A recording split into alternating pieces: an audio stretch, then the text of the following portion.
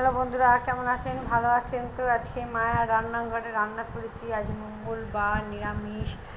আজকে শ্রাবণ মাসের সংক্রান্তি দিন। আজকে লাস্ট শ্রাবণ মাস। আমাদের রান্না করেছি, ভাত আছে, পেঁপে সিদ্ধ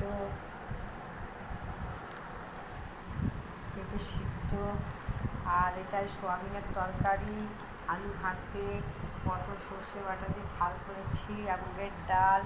আজ খাওয়া হবে। আলু ভাতে দিই, পটল দেবো।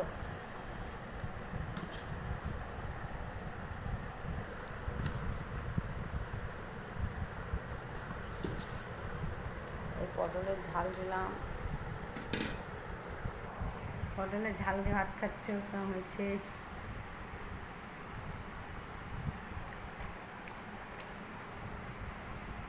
সর্ষে বাটা দিয়ে